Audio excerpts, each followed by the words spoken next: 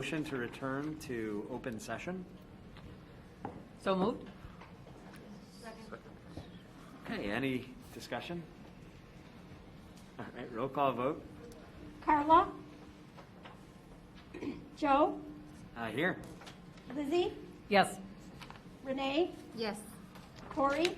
Here. Anna? Yes. Brianna? Yes. Motion carries 6-0. Okay. We've got some very special people here to lead us in the Pledge of Allegiance. Do you want to talk a little bit Sure. about that? So if I could have our class of 2021 retirees. Oh, we got. Sorry, we need to do roll call. Oh, Oh, I thought sorry. you said. Yeah, And we okay, need to roll call call the meeting again. to order. I reconvene the open session, the governing board meeting. There you go. One of those too. Sorry. Roll call vote? No, that's okay. Joe? Yeah, it's still here. Lizzie? Here. Renee? Here. Corey? Here. Anna? Here. Brianna? Here. Carla? We have quorum. Okay, we've got some very special people joining us for the pledge. Okay. So we do have the class of 2021 retirees with us today. So if you could please stand and lead us in the Pledge of Allegiance. I pledge allegiance to the flag of the United States of America and to the republic for which it stands, one nation, under God, indivisible, with liberty and justice for all. Thank you.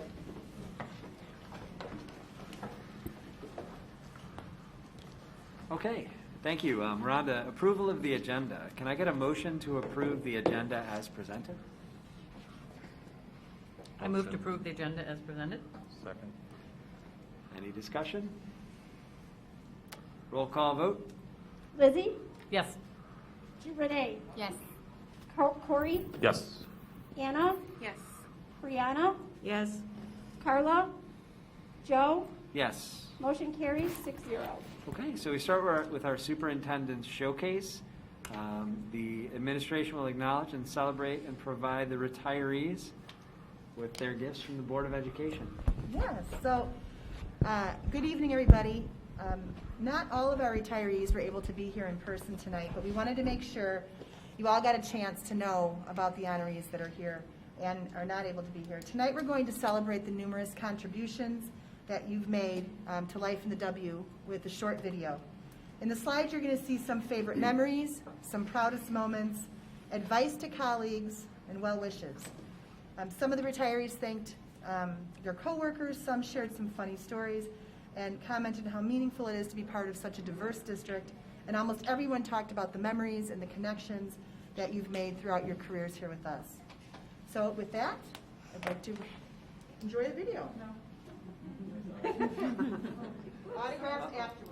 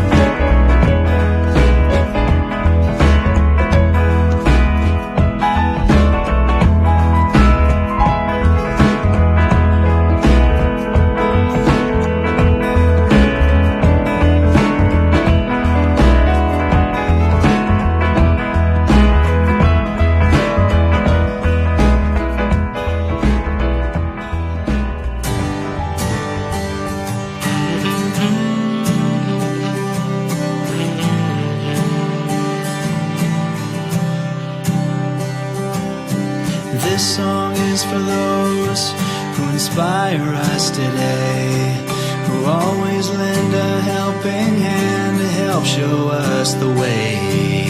This song is for those who see their students through the tough times in their lives. For that we say thank you. You have made a difference. You have shaped our minds. You have changed the world, one child at a time. You have always been there in everything you do. I hope that you're as proud of me as I am proud of you. This song is for those who heard the silent cries, who stepped in to wipe the tears from the children's eyes. For those who gave us a safe place to grow, a place for us to call our home. Forever we will know that you have made a difference. You have shaped our minds. You have changed the world, one child at a time. You have always been there in everything you do. I hope that you're as proud of me as I am proud of you. This song is for those who taught us right from wrong, who taught us much more than their craft to help our minds grow strong. This song is for those who guide us through and through, so that we can make a life. For that we say thank you. You have made a difference. You have shaped our minds. You have changed the world, one child at a time. You have always been there in everything you do. I hope that you're as proud of me as I am proud of you. As I look back on my life and to the path within my reach, I hope I can change the life of those that I teach. I can make a difference. All I do is try to see a different world through the children's eyes. And I will always be there in everything I do. I hope that you're as proud of me as I am proud of you. And I will always be there in everything I do. I hope that you're as proud of me as I am proud of you.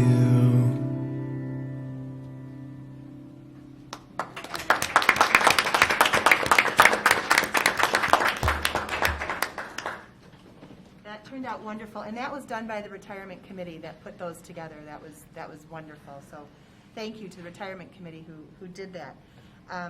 So normally this is, when we are retirees, we normally at the end of the year we have a big party, and we, it's something that it was kind of a Woodland tradition for years. And unfortunately, last year and this year we weren't able to do that. So we thought, as a small token of our appreciation, we could at least honor you here tonight for everything that you've done. I know all of you, and it is a joy to work with you. You have just touched so many children and so many families, and reading those that was so inspirational. So thank you so much. But now what I'd like to do is I'd like to ask two board members to join me. We have a few. I'm going to talk about. Make sure you don't forget anybody. So I'm just going to stay here so people can hear me in the microphone. And Laura's going to help. So from our primary school this year, we have some people that aren't here, but I'm going to mention their names. Lori Marr and Soraya Oyos. They're both not here tonight, but they are retiring, so congratulations to them. At elementary, we have Pam Horn, Kathleen I'm going to say this wrong. I practiced. Milovanovic. Thank you. Corrine Smith, Linda Titus, and Kathy Townsend. Ann Tussing is here. So Ann, come on up. You're our first person to celebrate tonight. Ann has been at Woodland for 15 years. She's been in education for over 30 years, and she is currently a math specialist. So any words of advice, anything you'd like to say, Ann? Just love what you do. Good. Love what you do and love the kids. Wonderful. Thank you. Next, at intermediate, we have Pam Krieger, who's not able to be here tonight, but we do have Robin Heiser. And I was in Robin's classroom today, and I promised her I wasn't going to say anything embarrassing. So I won't, except to say that I love being in Robin's classroom, just like Robin's children love being in Robin's classroom. So Robin, if you want to come up, you've been here. You've been here for 35 years of service, and you've been a 4th grade teacher. And you've done other jobs in the district, other grades, correct? Second, third, fourth, and fifth. Wow. Anything you'd like to share? Always remember that we're here for the children. Oh, absolutely. Thank you. Thank you, Robin. Next, we have Christine Lawrence. Christine, come on up. Chris has been here for 24 years, and she is a paraprofessional in our district. So congratulations, Christine. Anything you'd like to say? Just love the kids and show patience. That's right. Show patience. That's right. Thank you. Leslie Newman, I don't see Leslie here tonight, but she has been here for 25 years. Julia Plesha. Come on up.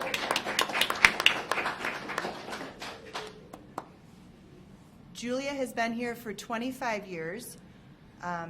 24 years. She has been our school nurse. She was our lead school nurse. She tried to leave, but I stalked her, and she came back.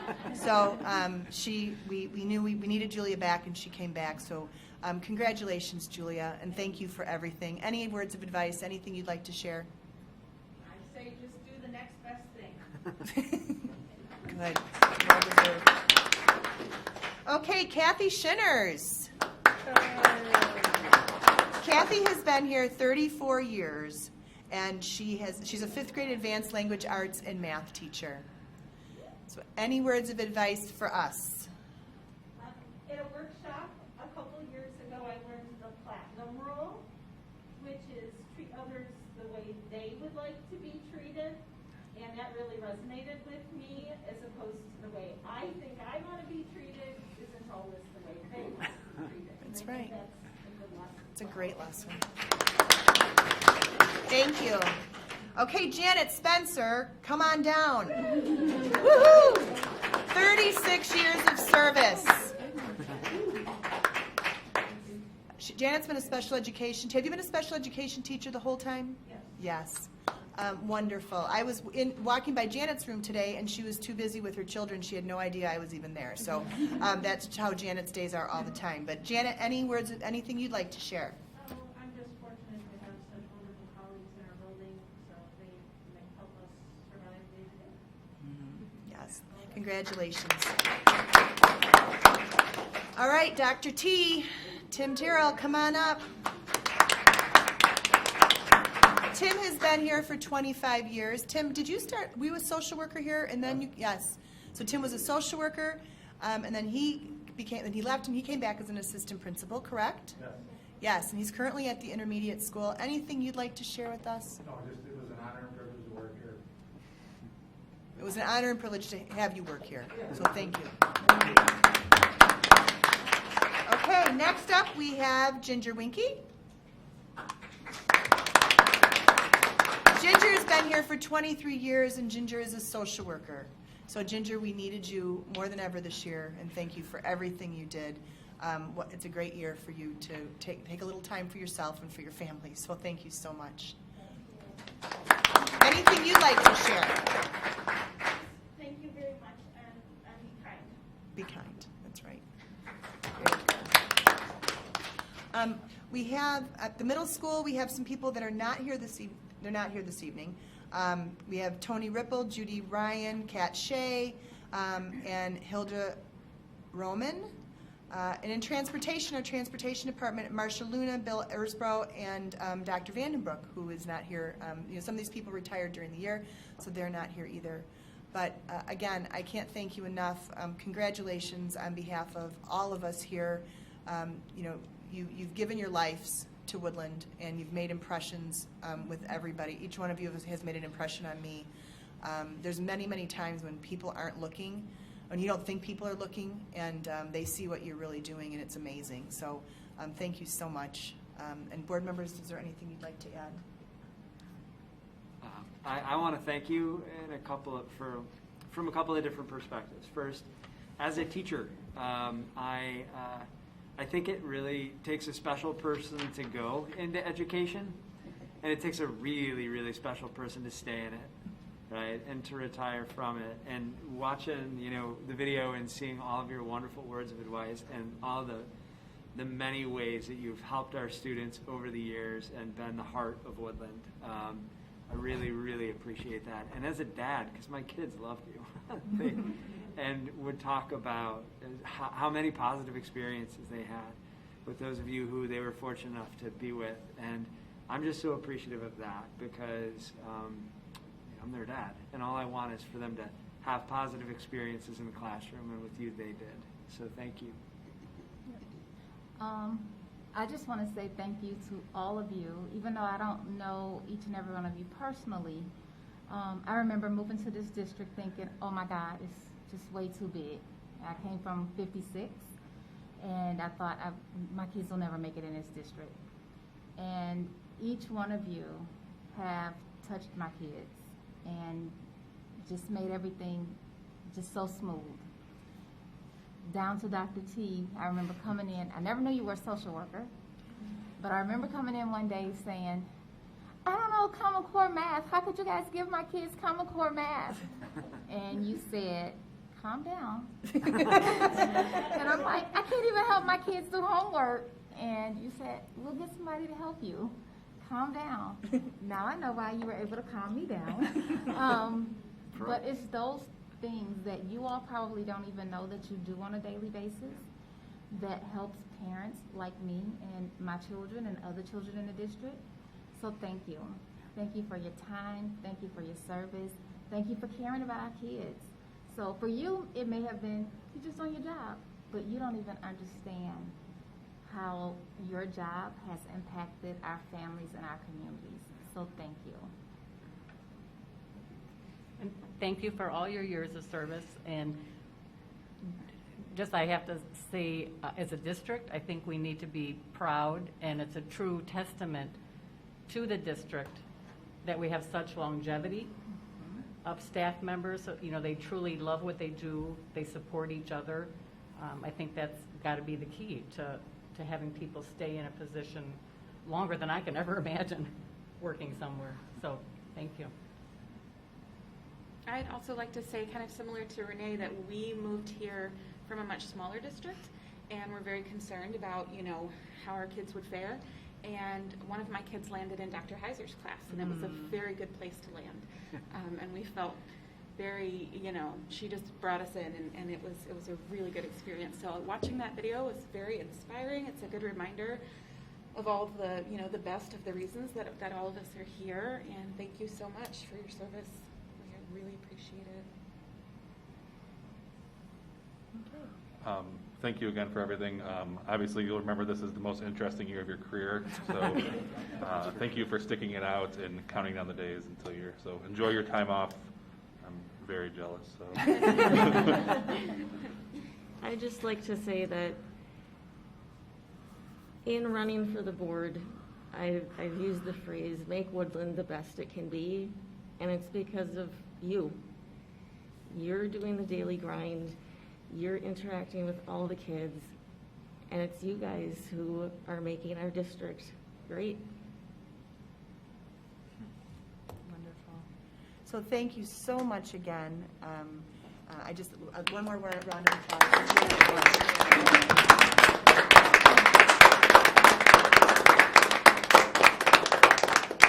And now you're free to go play. Yeah, cool science. Thank you very much. Thank you. See you Tuesday. Thank you. Thank you. Bye-bye. Good night. Thank you. Can you get the next group in? Thank you. So this is taking a little bit longer than normal, but I think that's okay. I think so. You think it's okay? Okay. Our next group is coming in now. We've been separating everybody out in the hallway due to social distancing, so the next group is coming in now. Another fun thing to celebrate.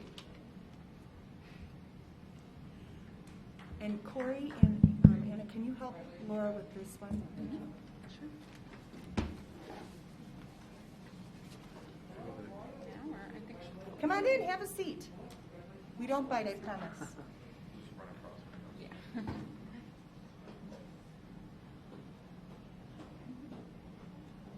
Hi, come on in. Start? Yeah, sure. So at this point, we're going to recognize and acknowledge, very, very proudly acknowledge our 2020-2021 Teachers of the Year from each school. And gifts will be presented. So Dr. Sure. Casey? So I'm going to stay here, only because we're trying to, be safe with social distancing. But what a year to be Teacher of the Year, right? We had over 500 nominations, and in front of you are the people that ended up on the top of those lists. So that's amazing in itself. I was able to be part of some of the ceremonies when they found out that they had won, and everybody is, they're so humble and they don't realize the impact that they've made. But you truly, truly have. So it's our pleasure tonight to honor you and to thank you. So I'm going to tell just a little bit about each of you. So when we do, we'll come up and we have a small token of our appreciation from the board, okay? So first, Amber. Amber Butel is from primary. Amber has been a kindergarten teacher at Woodland Primary for 7 years. She has a master's. You can just stay right here. It's okay. Come on up, maybe so they can see you in the camera. There you go. Now you just have to give about a 15-minute speech. Just kidding. Just What's kidding. your secret? Just Katie Howell has to do that. She has a master's degree in early childhood leadership and advocacy, and she is known at Woodland Primary for her innovative approaches to teaching. She's been nominated for Teacher of the Year 5 out of the last 7 years, and she has been the Woodland Primary winner twice. Wow. So congratulations to Amber. Thank you, Amber.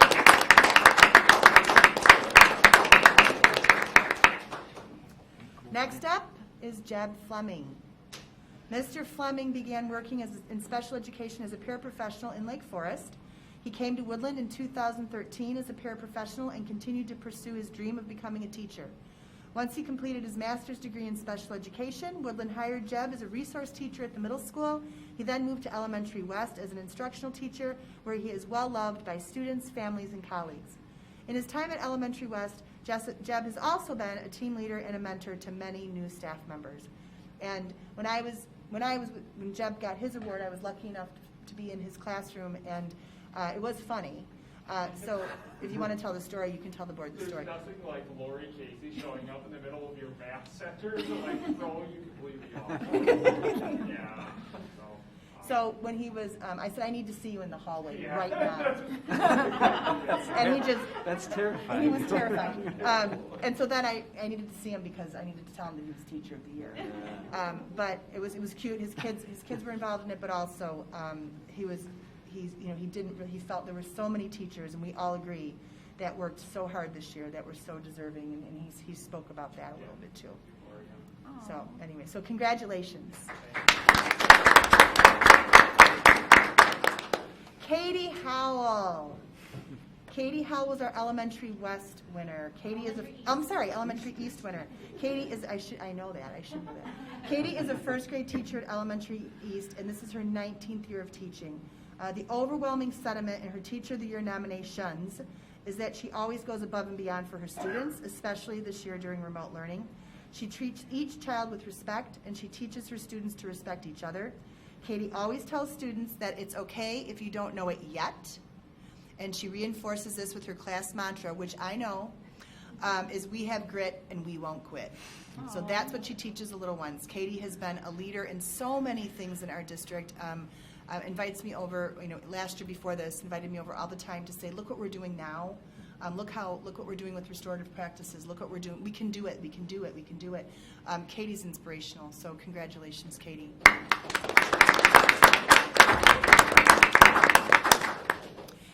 Jane Weiland from Intermediate. Jane began her career as an educator in 1999. when she was hired as a first grade teacher at Woodland. While at Woodland, she's been a third grade teacher, a reading recovery teacher, and she's currently teaching fourth grade. She's committed to creating meaningful and relevant educational experiences to inspire students and to make them active participants in the learning process. She is motivated by the curiosity of her students and has been thoroughly impressed by their ability to adapt to numerous changes during the school year. Every day, she looks forward to learning with her students. Congratulations, Jane.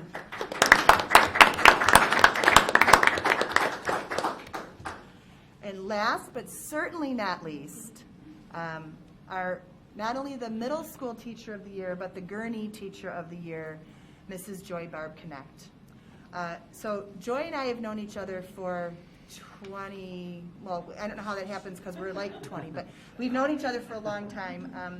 And I just want to read to you some of the things that her students were on her nomination forms. She's always happy, optimistic, and laughing. She has a positive attitude towards teaching, and her positivity spreads to her students. Mrs. Barb Connect is always able to relate to students effortlessly. She understands the situations we may be facing, and she's empathetic about it. I feel safe, and I feel comfortable when I'm in her Google Meets. She respects her students, and she's always asking for our input. She understands that we have thoughts and opinions, and she makes sure we're involved as much as possible with what's happening in our classroom on a day-to-day basis. And then I had to share what Joy wrote when she found out she was nominated. I have a wonderful team that supports one another, and I'm very lucky to have found them. I love teaching 8th graders. They're at a crossroads in their life. And if I can help them make good choices for themselves and teach them to work hard and be kind to other people, then I have done my job. I try to teach them through the guise of history to leave this world better off than when they got here.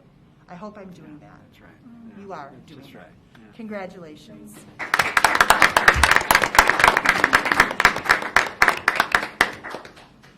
So board members, anything you'd like to say? Congratulations. Yeah, I want to say thank you. Like Corey Holmer said, this has been an unbelievable year that has really tested us as teachers. And first of all, for there to be 500 nominations for Teacher of the Year means that people are appreciating what teachers are doing. And for you to have won this award means they're really appreciating what you're doing. And Lord knows I am. Thank you very, very much for your hard work and for your ability to connect with students and create positive learning experiences in your classroom and make people feel good around you to be going to class and to be going to school. I really appreciate all of your hard work.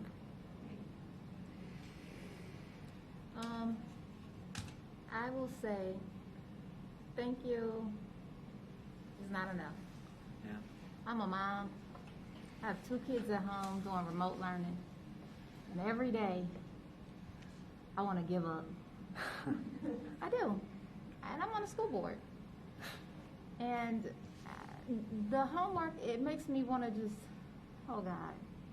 So for you all to do this for multiple children in multiple classes every day, thank you is not enough because you're certainly not doing it for the money. So to have, like Joe said, over 500 people nominated and for you all to get this award means that you all are doing something that is way above and beyond. So I'm going to say thank you because that's the only words that we have, but it is not enough. I hope you all enjoy whatever your plants and whatever I don't know, a great dinner tonight, I don't know, but just know that you are appreciated, and especially from me and this board. Yes. We appreciate you, especially during this time. Anybody else? Well, I would just like to say that I think we all have in our heads, we remember that 1 or 2 or, a handful of teachers who really left an impression on us, and just hope that you guys know that you are that person for your children, and that the lessons that they learn from you, and just the example that you set will be with them forever, and that's a really powerful thing. So thank you very much, and congratulations. Well, thank you so much. All right, have a wonderful evening.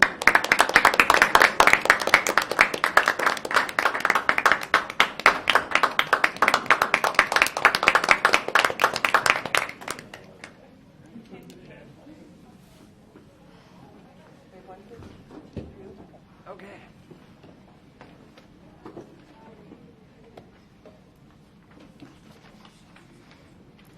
Two?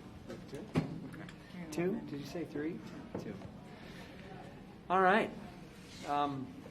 Thanks. That was great. Wasn't it great? Yeah, that was Awesome. really, really Great. great. It just They're makes, great. makes me feel so good to see so many amazing teachers and folks who've been dedicated to the district for so long. So thank you, and our award winners. Are we ready to move on? Yes, we're waiting for, Okay. they're going to come in now. So next we have citizen statements. The board invites members of the public to provide citizen statements at the May board meeting. Come on in. In person to participate, an electronic sign-up was provided for individuals to sign up prior to the meeting for an added safety measure to eliminate the use of pens or the need to pass paper. Upon entry into the Educational Support Center, citizens self-certified with an administrator. The board will allow one person at a time in the room to share your statement, and then you will exit the building. Masks are required at all times. There is a second opportunity for citizen statements near the end of the meeting. If you wish to provide a citizen statement during the second opportunity, you'll be asked to wait in a designated area in the ESC until you are invited back into the meeting room to provide your statement. So would you mind stating your name for the... I'll just go ahead. Yeah. Good evening. My Oh, name wait, is I'm sorry. Can you, just for the record, can you say your name? Kristen Lamana. Okay, thank you. Good evening. My name is Kristen Lamana, and I'm a resident of the district, a mother of two, and someone who asks a lot of questions. One question I can't seem to get an answer to is how the board feels about critical race theory. So I'm here to voice my opposition to it. While we've all been busy raising our kids to know right from wrong, to work hard, critical race theory does the opposite. It teaches that regardless of how hard you work, equity says we all have to get the same outcome. It says we all have to get the same outcome, and whether or not you do the right thing, your intentions are racist. While we teach our kids that diversity is a beautiful thing, critical race theory teaches that we must judge people and divide them by color. It seems our kids are being taught what to think and not how to think. Instead of teaching equity, we should be teaching equality. Instead of teaching critical race theory, we should be teaching critical thinking. The administration needs to go back and focus on the fundamentals. In 2009, nearly 92% of fourth graders met or exceeded math standards, compared to only 34% meeting or exceeding the goals in 2019. That's a 58% decrease. What's not decreasing are property taxes. Instead of spending valuable resources on divisive misinformation, such as the equity consultant who shares racist articles online, we should be investing into the fundamental education of our kids. I don't want my kids to learn that America is a racist country, nor do I want my tax money paying for an equity page full of articles telling them they are born racist, privileged, or are oppressors. MLK looked to a day when people will not be judged by the color of their skin, but by the content of their character. Critical race theory discriminates by skin color. It's dishonest, divisive, and has no place in our schools. With great power comes great responsibility, and you all have a great responsibility to make sure our kids are getting a solid education without ideologies, politics, and division. Thank you.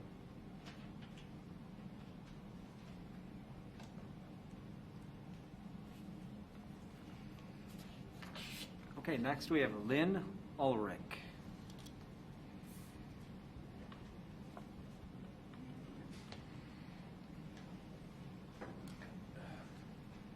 Hi. Hi. Could you state your name, please? Lynn Ulrich.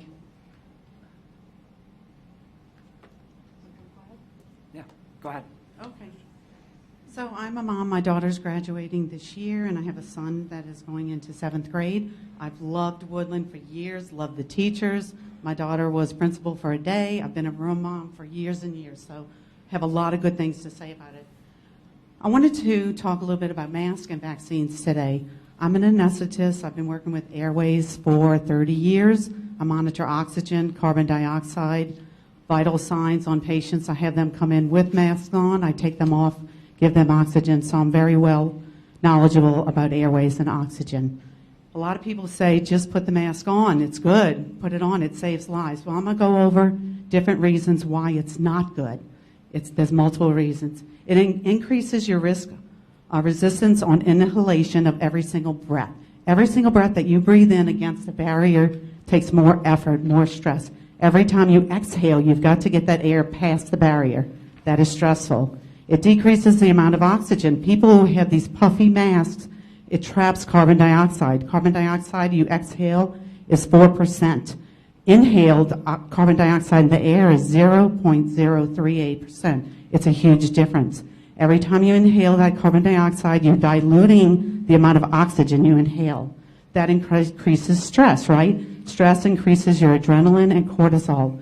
When your body is busy fighting to breathe, it is not able to heal things, and your immune response goes down. Psychologically, right? These kids, their mask is covering their face. They're just eyes, okay? They're not even human anymore. You have to breathe deeper. You have to increase your rate of breathing on every single breath, every minute, okay? Your heart rate goes up. Your blood pressure goes up. It is very unhealthy. Not to mention, if you take the kids' mask off, I'm sure you guys have seen it. It's full of dirt and bacteria. I have a picture I'll show you later. I tested a mask I wore for 1 hour in my house. It grew tons of bacteria, tons of mold. The kids are sucking this in every time they breathe. That goes directly into their lungs, okay? That's extremely bad for them. To the vaccine, okay? It's really not a vaccine. If you look at the definition of a vaccine, it causes immunity. This thing does not cause immunity. Thousands of people are turning up positive for COVID. They're catching it. They're spreading it. It's not a vaccine. It is an RNA modifier. If you take this stuff, it modifies your RNA, which is a gene. It's genetically modifying your body. Okay, read up on it, please. There's over 4,000 people that have died from taking this. Well, actually, it's the VAERS site. The VAERS site only has 1% of people that report to it. There's over 4,000 people in America that have died after taking this vaccine, okay? You have to look that up. Many of them are kids, okay? Kids under 20 have a 99.99% chance of recovery if they get COVID. It's like the flu. They are not the people that cause death, right? The people that are dying are over 75, you know, and the life expectancy is 70-something anyway in America, okay? So we're covering these kids' mouth. It's just awful. So please, please, take the mask off of our kids. Please do not push these vaccines on these kids. You know, I got two names, right?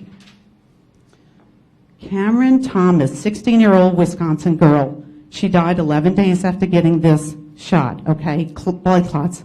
16-year-old. Just think if it was your daughter. John Francis Foley, 21-year-old Cincinnati kid in medical school. He died that day, 24 hours after taking the shot.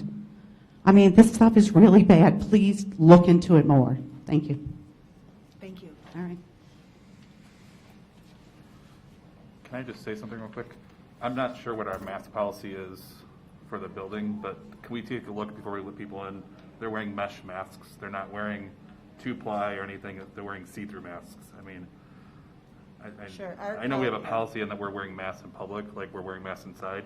If we're allowing people to come inside, I'd appreciate if they were wearing 2 layers, 3 layers, whatever it is that we're asking. Okay, whatever the board would like us to do. Not a see-through mask. Huh? Not a see-through mask. Both of them were see-through mesh masks. Those were masks. Those were appearance. I mean, that's so. Okay. So is that what you'd like us to do moving In the forward? future, if we have public statements, I would appreciate, if we. Yeah, we just need to clarify our mask policy. Yeah. Okay. Thank you. All right, so we're going to move on to status of requests from board members, recap future board items, correspondence.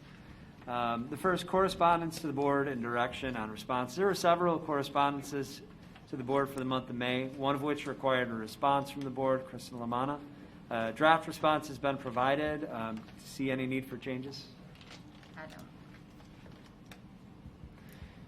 Okay. Hearing none. The next is receipt of Freedom of Information Act requests. There were no Freedom of Information requests for the month of May. Right? Okay. We're on to consent agenda. Detailed description of the consent agenda was in your board packets. Can I get a motion to approve the consent agenda as presented? I move to approve the consent agenda as presented. Second. Any discussion? Hearing none, roll call vote. Renee, Yes. Corey, Yes. Anna, Yes. Brianna, Yes. Carla, Joe, Yes. Lizzie. Yes. Motion carries 6-0. Okay, thank you. Next, action items. Can I have a motion to approve room 27 at Elementary East as the Pat Termini Memorial Speech Room?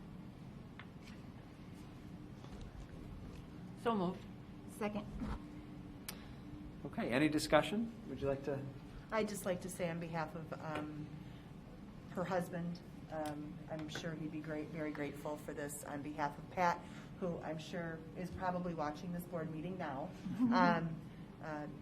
It's very much appreciated. And it also should be known the board, through our policy committee, we have it on the agenda to, in the future, determine how memorials will be handled when we have requests from families. So that's something that the policy committee will be discussing. But for tonight, on behalf of her family, I'm sure they'll be very grateful if this is passed.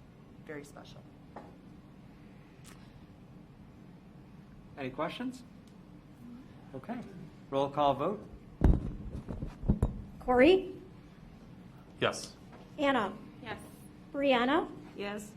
Carla, Joe, Yes. Lizzie, Yes. Renee. Yes. Motion carries 6-0. Okay, item B is the approval of a one-year extension of Envision 2.0 for grades K through 5.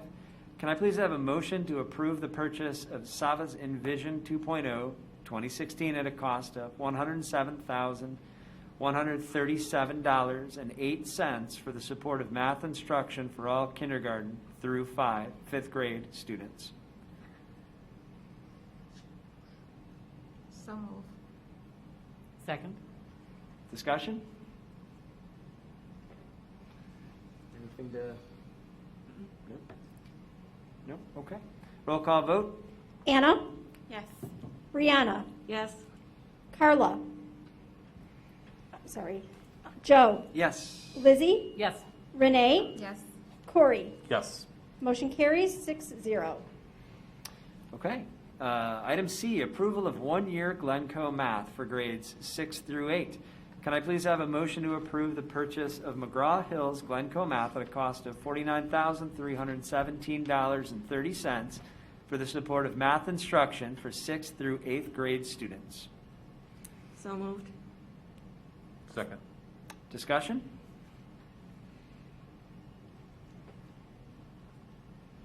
Okay, roll call vote. Brianna, Yes.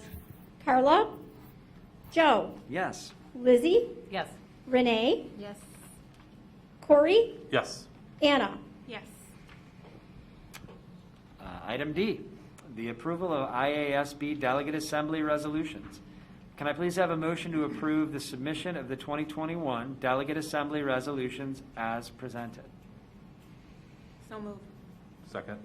I'm sorry, who made the motion? Anna? Okay.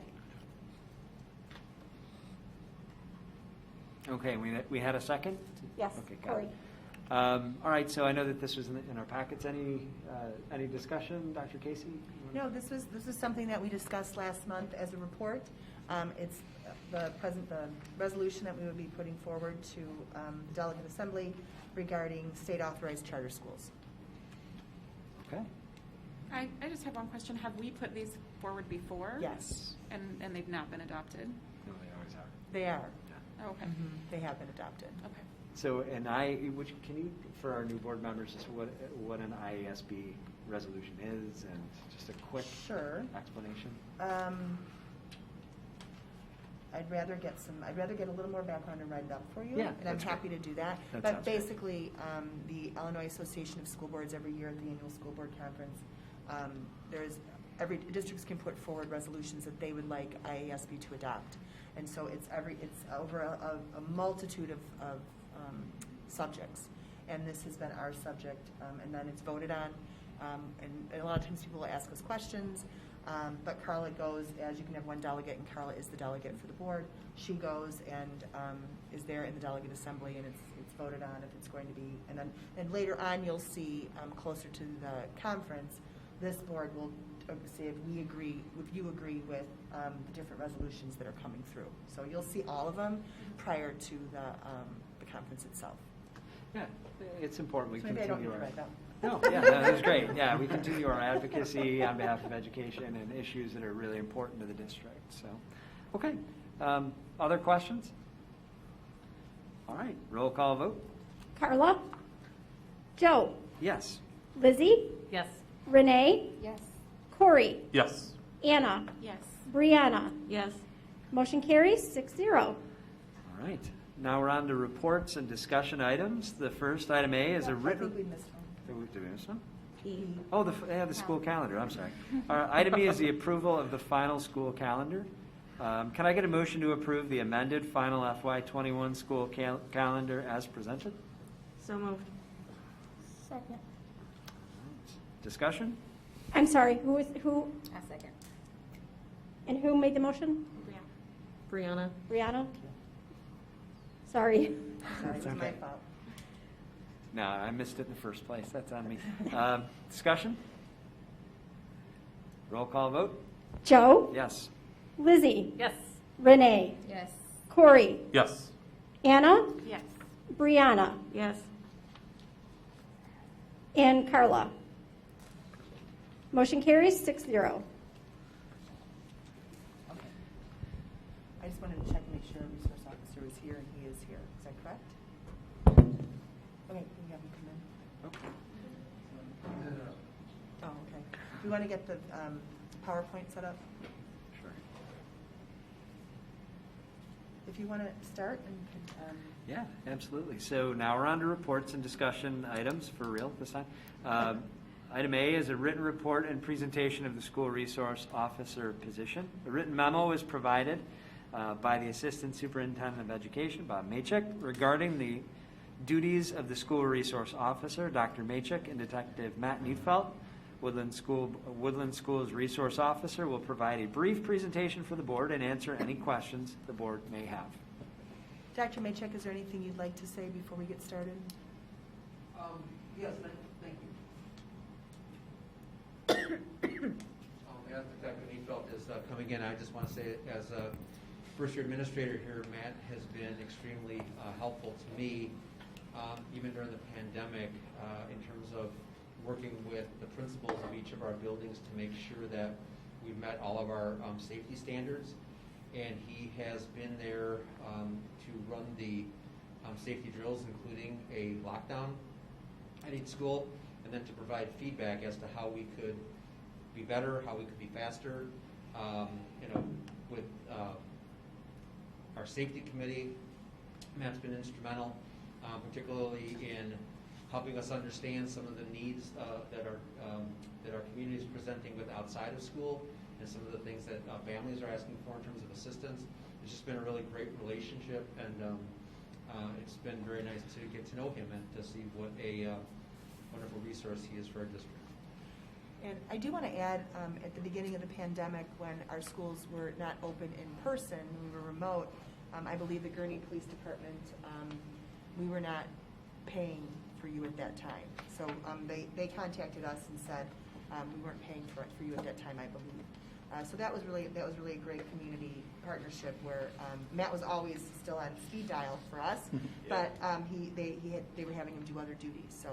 So tonight we just asked Matt if he could explain what a school resource officer is, and what a school resource officer isn't, and we thought the best person to do that would be our school resource officer. So please go ahead, Detective. Yeah, good evening, and thank you, Dr. Casey, for allowing me to come here to speak in front of you all. I really appreciate your time. I know you're busy and have busy schedules, so again, I appreciate it. You have the clicker? Next one would be great.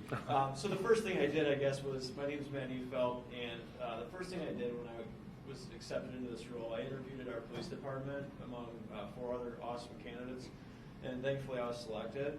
I've been in investigations for about 10 years, mostly cyber-related things, working with the Illinois Crimes Against Children Task Force. I'm a juvenile officer.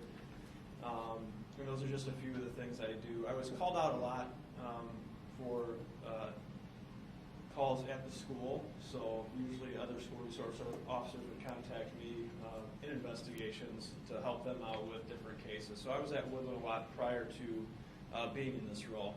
So I had some familiarity with some of the cases that had come up at Woodland and other schools in District 56 and at the high school. So I'm married, I have 2 children, 2 boys, and I coach sports in another town. I thoroughly enjoy my time there, coaching and watching kids grow in the sport arena. I went to Concordia and received my bachelor's degree there. We go through a lot of training still with the police department. That's ongoing. I also am certified as a school resource officer in the state of Illinois. I did go through training through the National Association of School Resource Officers also. So that's kind of a little bit about me. Sometimes I feel like I'm on the Wheel of Fortune when I kind of intro myself, because I don't do that often. So that's a little bit about me. That's what's good. So what I plan to achieve, anytime I go into a new role, I try and assess things that might need improvement. So the first one, promote safety and identify areas that need improvement. So one of the first things I did when I came over in this role, and even though children weren't in school, was the first thing I did was gave my cell phone number to all the administrators, principals, assistant principals at our schools. And the reason for that was anytime there's an emergency or urgent issue, whether it's a child abuse case or any other case that needs attention right away, I wanted them to be able to call me at any time, day or night. I'm used to that since I was on call as an investigator. But that was one of the first steps that I wanted to take on to make sure that they had my contact information so they could feel comfortable calling me right away. Build positive, lasting relationships with students and staff. That's been a little bit difficult this year just because of COVID, and we haven't been inside the school. But I feel like already I've been able to meet a lot of children on some calls and things like that, whether it's some truancy-related issues, and not necessarily children not showing up to class, but because it's been so hard for them, it's really, for me at least, in my eyes, I feel like it's going out and meeting their families and seeing if they need anything. I've worked with the technology department by bringing kids, making sure their Chromebooks are working or their chargers were working, and getting that connection back between the school and the families. So that's kind of how I felt, the relationship so far with students. I've also worked with students now that we're back in school. There's been some other calls that I've been able to help out with. And I always tell parents when we run into different situations that I'm here as a resource, and that's all I am between the school and the families, and whatever I can do to help, that's what I'm here for. Implement programs to connect with students. I taught some cyber safety classes over at the high school, so of course I know teachers are so busy right now with e-learning and back in school and vice versa, so that's something I hope to work on next year with getting into classrooms and teaching some cyber-related classes. I am scheduled next week to meet with special ed class to go over some life skills stuff and some safety things, so I'm looking forward to that because that'll be my first time in the classroom, and what a better, I just can't wait. So then teach first grade levels about positive student behavior. That kind of tails off with the special education class for next week. So any way I can incorporate myself into the classroom, I think would be a positive thing. Work with administration to consistently monitor safety plans to create a positive school climate and be available for any needs that arise. I kind of talked about that briefly. The big thing here, too, for the next bullet point is minimizing legal consequences by utilizing diversionary programs such as teen court and formal and informal station adjustments. We all make mistakes, and my kids make mistakes. I still make mistakes, and I'll be the first one to admit that. The last thing I want to see is any of our students getting in any legal trouble. I believe in second, third chances sometimes, but then again, the safety of our schools is at the utmost important. I mean, that's my main reason for being there, is to make sure that our staff's safe, our students are safe, and our families are safe. Could it happen? Absolutely. I won't be the one to tell you that it won't happen, but that's the last resort for me personally, just based on my experience. And I touched on incorporating myself into the classrooms. So anyways, overall, in conclusion, I just want to say thank you. I am very honored to be in the position that I am. I feel like I worked very hard to get here. It's kind of become full circle for me since I first started my college education and secondary education, and now that I'm here, it's very honoring, and I'm humbled to be here, so I appreciate it. So if you have any questions, if it's not today, she's got my cell phone number, so you can feel free to call me with anything that you might have questions about. Questions? When school's in session, do you wear your civilian clothes or your uniform? No, I wear a uniform. There's been some discussion about that and this was brought up by myself because I just attended the National School Resource Officer training, and they had recommended that we dress down like this so that we're more approachable with students. The issue that we haven't, it's on one of my things on my agenda is to discuss with my administration is maybe converting to a uniform like this. The problem therein lies is all the stuff that we are mandated to carry and where that would all go. So that is one of the issues that we're looking at. So. And Renee, I can recall that was a directive from a previous board, was that they wanted the police officer that was in our schools to wear a uniform, to have a police car and to wear the police uniform so the students knew that he or she was a police officer. Right. And a lot of the students in the hallway, they've been awesome to me, and I always say hi to everybody. I don't feel like wearing that uniform, I'm not approachable. But again, it might be to some children. But so far, based on my observations, it hasn't been that way. But it is something that I'd love to discuss.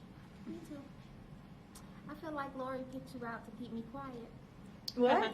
She did a good job. What's that? No. No, I'm saying he's all right with me. He said team court. He had all the good words for me. So. And of course, I'm trying to do as much as I can on my end and really get create my own identity within the school. Yeah. You know, I just don't want to be that mundane person that just sits there. Right. That's not one of my roles. And I have been to every school. I've walked around the exterior of every school. We've already done a number of emergency drills, lockdown drills, and stuff like that, and trying to take into account children's well-being. We're mandated by the state. We did ask for a pass this year because we didn't want to traumatize children. I guess because one of the things I concern myself with, and they know, is that I am always worried about how children interact with police, especially African American and Latino children. And I want them to always know that the police is the police. But I don't want them to necessarily be afraid of the police, although they are. I do like that you have incorporated teen court. That seems to be important to you. Going into the classroom, talking to them. That's important to me because I want them to understand that they're not targets. I didn't necessarily feel like that with our last SRO. So I can tell you that I've had interactions with many children already, and they've been great with me. They really have. And I don't feel like they feel like they're targets at all. The ones that I've dealt with so far. And I've sat down with their parents too, and we've had great discussions. So I thank you for saying that. I appreciate that. thank you. Good job, Lori. I'm okay now. And if anything ever arises, she has my phone number, so you can call. I will. Okay. Or come over for coffee. I will. I have a question. Yeah, absolutely. So I know that the position just across the country is controversial, right?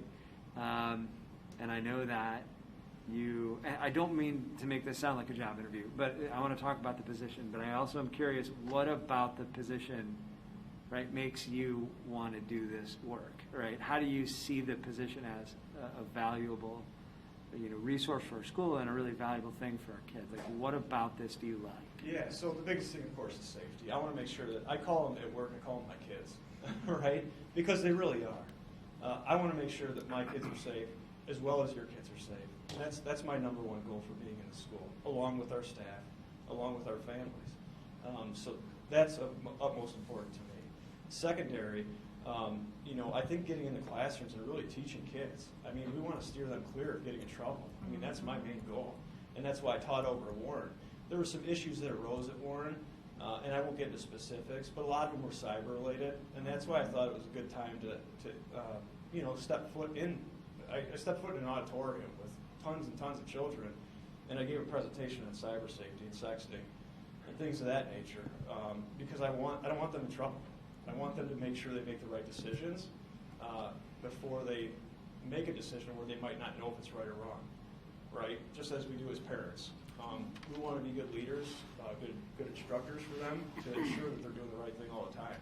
So I think, and this year's been very odd, and this is a new role for me, even though I've been at the school a lot.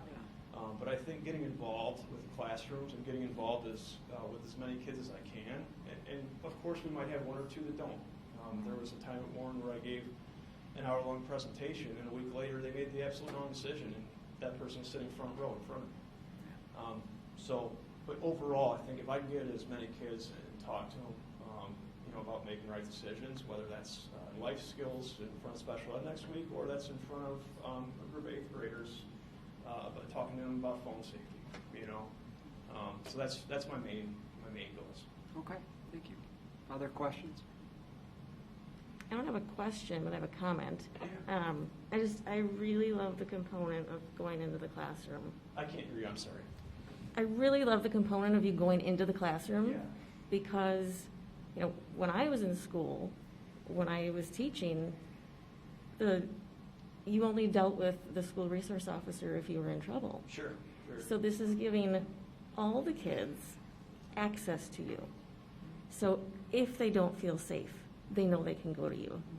If something's happening at home, they know they can go to you. You're just another person in the building that could be a trusted adult for someone who might not have made a connection to one of their teachers, but maybe they made a connection to you. Yeah, absolutely. In every encounter that I've had, and it's not bad encounters by any means, but every encounter that I've been involved in, whether the administration needs some type of assistance, I always tell them that they're more than welcome down in my office anytime they want. If they need a break, they can come down and have a break, and we can work that out with administration. So absolutely. Other questions? Okay. Well, thank you. Thank you again. I appreciate it. Thank you, Matt. Thank you. Thank you. Okay, item B, disposition of teaching and learning curriculum materials.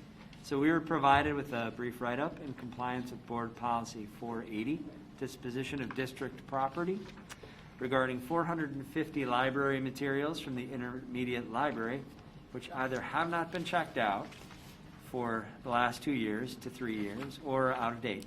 This will allow for more relevant materials to support the language program and equity initiatives.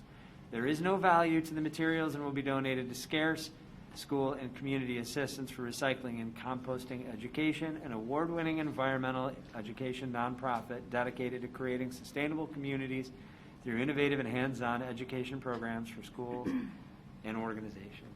Dr. Casey, do you have anything you want to add? Not unless there's any questions. Questions? Okay. C, written report on federal grants for the Consolidated District Plan. A written report in the draft grant was provided in your packet regarding the federal grants for the Consolidated District Plan. This is a plan the Board of Education is required to review and approve annually. The grant provides the Illinois State Board of Education on how Woodland will use federal funds to support the objectives while maintaining compliance with grant requirements. Dr. Thomas is present to answer any questions that we have regarding the plan and provide an overview of the grant. Sure. The only piece of clarity I want to make is when people read this, it says Consolidated District Plan. This is not what people think is a Consolidated District Plan. Yeah.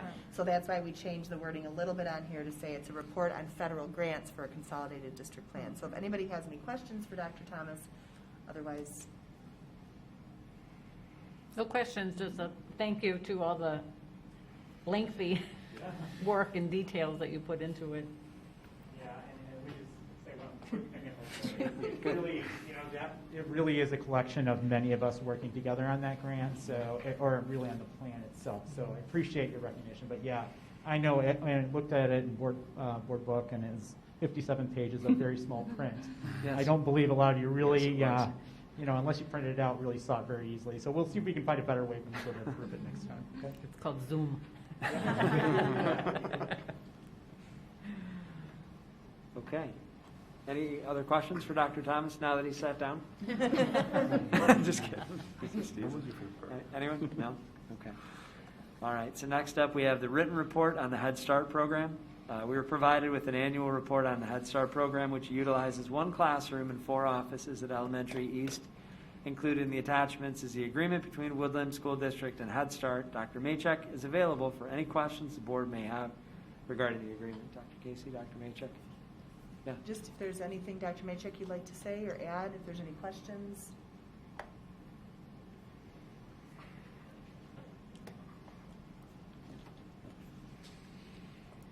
Hi, I will say that it's been a really great experience getting to know Mr. Cruz and the Head Start program.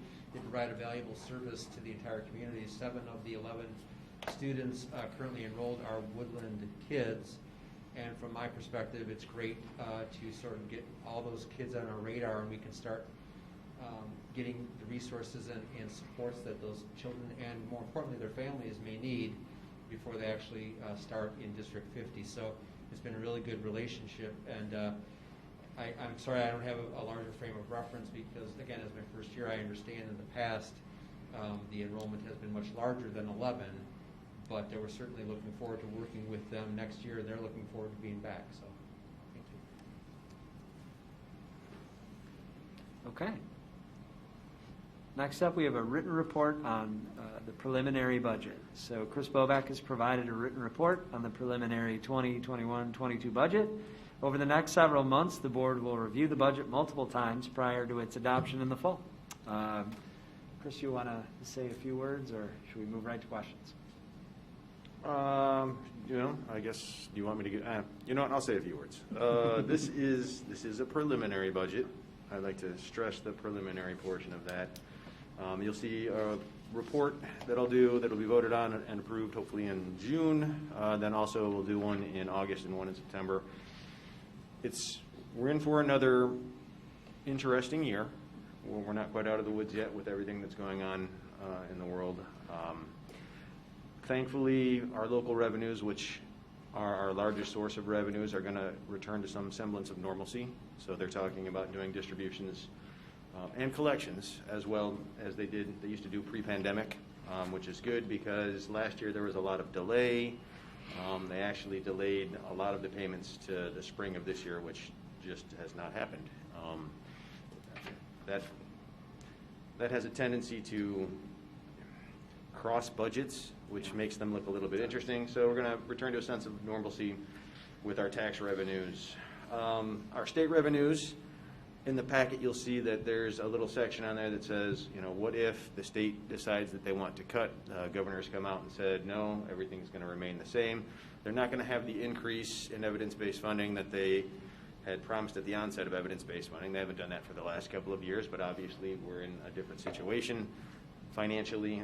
The pandemic doesn't help out at all. I just got word that the governor, or not the governor, but the state is looking to cut $1.3 billion out of the expenditures. And typically, education's on the chopping block when that happens, although there's been some conflicting reports. You can see in here what a decreased evidence-based funding might do for us. It actually kind of doubles up with us because half of our money goes to the charter school. So instead of it being a 5% cut, it's more like a 10% cut because we bear the full weight of that.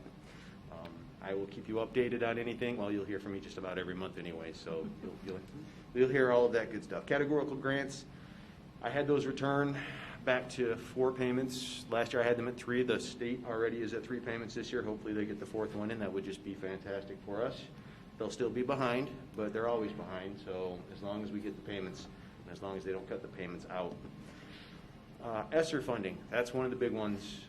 It's a multi-year grant, so when do we want to spend the money? We don't have to spend all of the money right now. ESSER 1 came out. We spent all of ESSER 1 because it was $400,000. It came out last spring.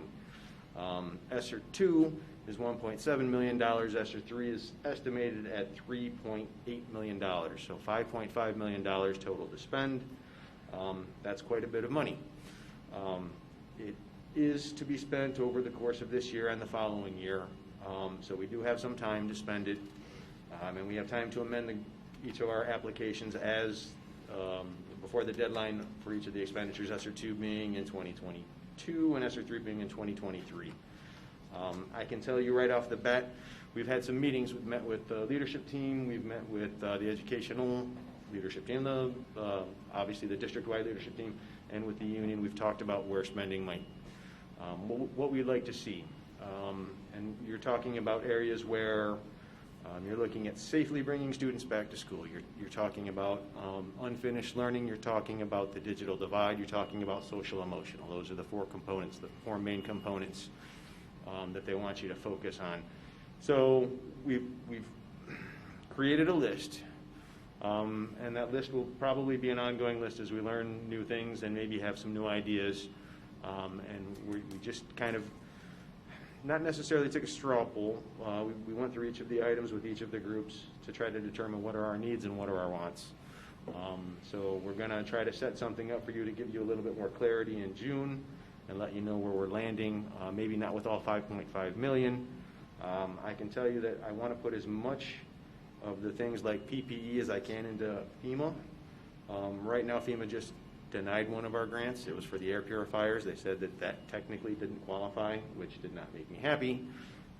But in there it clearly states, when you read all the regulations, you talk about, gloves and masks and gowns. So all of that stuff we've been shifting over to FEMA, but that's going to end in September of this year, at least the 100% portion of it. So it's a different story what we're going to do with that. Expenditure-wise, we're looking at filling some of the positions that we didn't necessarily fill last year. So even though technically our FTE had been reduced when we came up with the staffing plan, we're going to have more people in. So we're going to see additional expenditures in staffing, subs especially. Subbing next year will probably be a big issue. I will put a little bit extra into the plan due to the anticipation of us coming back fully in person next year. Good news, medical and dental insurance actually went down. That's a rarity. We're talking about 4.9% for the HMO, PPO at 1.1%, so that's good news for us. Our liability insurance went up. We've had a few leaks again this year, so probably next year it's going to go back up again as well. Actually, we got an update on our workers' compensation insurance. It went down. It went down significantly. So the combination of those, I had them up at 50,000. Put a negative sign in front of that, and that's probably closer to where we're going to land. All in all, when we go through everything, I guess you take a look at that final page, and you'll see that there's going to be a $7.2 million deficit, and that's it's an eye-popping number, except for the fact that $6.2 million I've got allocated to capital projects. We've got a very large middle school roof, and we've got some other larger projects that we're going to take care of, and also we've got money for our one-to-one computer leases at nearly $600,000. So you're actually looking at more like a $500,000 deficit for our operating funds. So not nearly as bad as that $7.2 million. And all of this will be refined as we go along. Questions? That was the briefest overview I can do. Chris, can you just talk about, just for a second, about when the ESSER funds end, they end? When the ESSER funds end, okay. So this is the big thing with the ESSER funds. $5.5 million does not last forever. When the ESSER funds are gone, they are all gone. So if we use ESSER funds for things like FTE, we need to be aware that the FTE that we're using it for, and for the purpose and the spirit of ESSER, they should last the lifetime of the grant. So if we're bringing in staff, i.e. something like social workers maybe, for additional help, the spirit of the grant says you bring them in to provide extra support, and when that extra support is no longer necessary and the grant money runs out, then the FTE should, in their eyes, technically go away. So if we start bringing in staff, a lot of times people like to take a look at something that's not just a want for now, but a want for longer than now, and it makes it a little bit difficult when it's time to potentially reduce that person. There's always a kind of a, why do we need to reduce this position? We've gotten used to somebody being here. We need to be very aware that we can't do something like that if we want to be fiscally responsible. The same goes for things like software. You know, you can get all of this nice software that maybe we've been looking at, but at the end of the grant, we can't sit there and provide, you know, into perpetuity an additional $100,000, $200,000, $300,000 for software that we're purchasing basically for trying to bring our kids back to a sense of normalcy.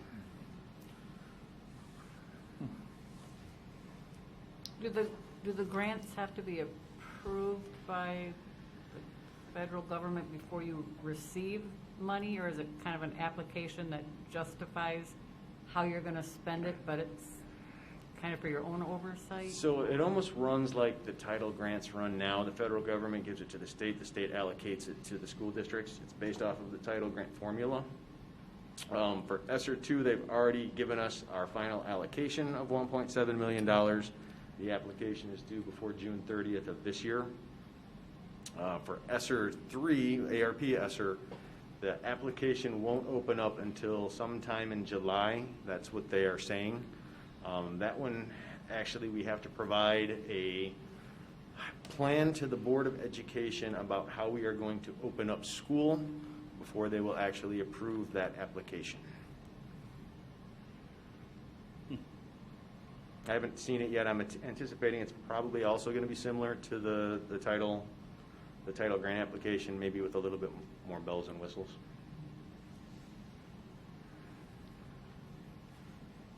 Any other questions? I just have a couple of things. First of all, I really appreciate how responsible we're trying to be with this funding coming in. I think that and listening to you, we're definitely trying to do what's best for the kids, learning recovery, and focus on getting people back to a sense of normal school and be safe. And I also appreciate that we're doing this with an eye towards not putting the district and frankly the school board in an unbelievably difficult situation if we commit the money to things that we don't have the financial resources for long term. I think that that's a really important thing. So I feel like it's important to acknowledge that and that we're hearing that because it's a big piece. And educate people about the fact that that's why we can't add those kind of positions, because you can't, fund them for perpetuity. People need to know that. Yeah. And use an important discretion with what we can do.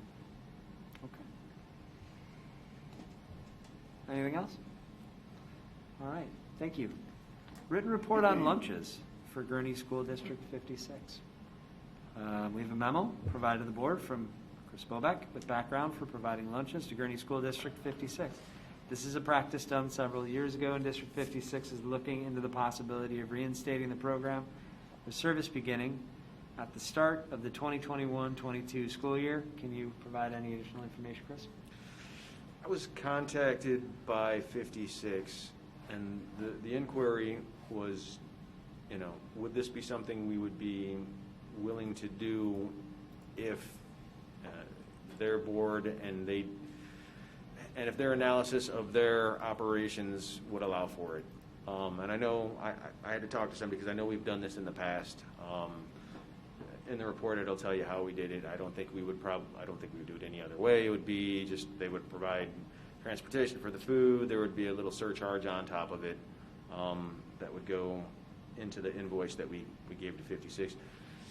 This is just in anticipation. This is not something that's going to be set in stone. It's to help a district out that isn't part of the national school lunch program. With how they're doing their lunches right now, they will be able to become part of the national school lunch program if they get their services through us, because we are part of it. They would qualify with their students, and also they'd be going through an approved service provider in Arbor. So I was going to say, Carla would probably be the only one that would have actually been familiar with the program when we were running the program. It really wouldn't be, for us, all we would be doing is just taking invoices and making them and giving them to Gurnee. Really no disruption in any of our operations. So I wanted to bring it before the board. I know that they're going to bring it before their board, and I would anticipate that they would have to make a decision before July if they wanted something up and running by August. In manpower, we have staff that can do that extra work. So it wouldn't be on us, it would be on Arbor. Oh, yeah. And they would be able to do it, because I honestly feel like the numbers that I was given, like the counts of food that was, 500 to maybe 600, something like that, Arbor could supply that. In addition to that, we might ask Gurney to share the cost of our district Arbor. What's the right word for him? The one who manages our district. We'd probably be asking for a little bit of that as well, because it would consume some of his time. Okay. Other questions? All right.